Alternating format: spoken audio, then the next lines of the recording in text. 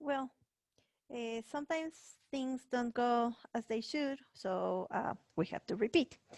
And I don't know what happened, but after recording almost 12 minutes for the lesson plan, uh, unfortunately, it did not upload in YouTube.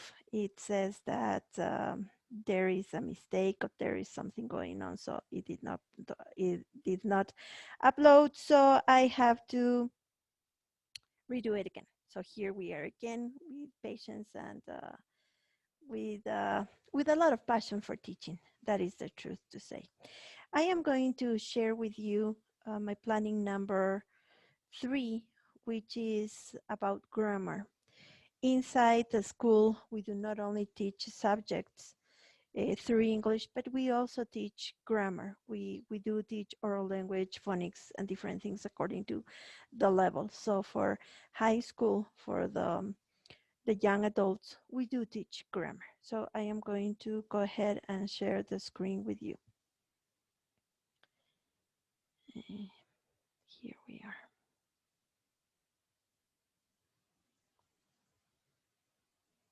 Okay.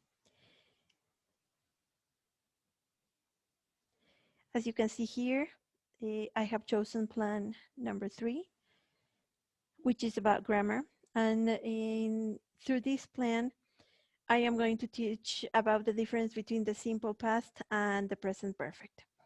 Now, the way I teach grammar usually is through communication, through talking, through, as it says here, through communicative language and through the direct method, which is using English all the time in the class because we're not allowed to speak in Spanish or very little, but we, even if they don't understand, we have to try to find a way for them to understand in English. So that assures a good learning, acquisition, and understanding of the language, in this case of English, okay?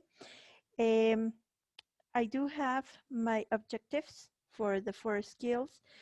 For listening, we are going to begin by talking a little bit, as the anticipatory said, talking about things that they did yesterday, things that I did yesterday, using the time expression for the simple past structure, which is yesterday, 2 days ago, last night, a few hours ago, to make sure that they understand that the action started in the past and ended in the past.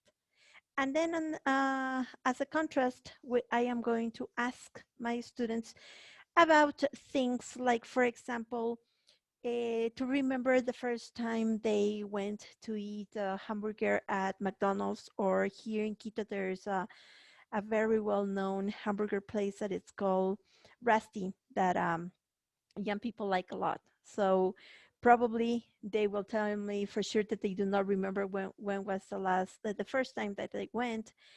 And of course, they cannot assure how many times they have gone after that. And there's when we are going to remember, to recap, to review the use of the present perfect tense, and then to put them together and to check the differences that each one has and when to use each one. Okay, so we are going to be eliciting sentences in the simple past and then in the present perfect tense. Then I will be presenting them. I will be presenting them these PowerPoint presentations through which they will read, because I alternate students teaching. Teachers talking time should not be very active. So students talking time uh, prevails here. So I usually make them read the presentations that are presented in the InFocus. If they cannot pronounce a word or something, or I see that a new word is coming for them, what I do is I model for them the word and then they repeat. After that, I will go back before presenting the next presentation. I will go back and talk to them and remind them the difference between the simple past and the present perfect. In this time, I will show them now the PowerPoints that proceed for them to look at them. While I am showing to them, the whole PowerPoint does not present itself as a whole. For example, specific time or unspecified time does not show at the beginning, only the two sentences. And then I will um, make them read and find the difference between them both. Of course, the first difference that they are going to find is that one is in simple past, has only one verb, and the other one is in the present perfect tense and it has two verbs. One is have or has, and the second one is any verb that they want to use in the past participle. Now, another thing that it's going to be explained here, it's the fact that for the simple past, as I told them before, the time expressions are used in a different way from the perfect tense. And I will remind them, because they already know this, the use of for and since in the perfect tense to express a time expression, to give a time expression. After that, I will model. I will start modeling the exercise, how I am going to develop the exercise. I will present the PowerPoint once again, and I will read the sentence by putting some emphasis in the verb, like saying, we have been to Tokyo many times. Many times.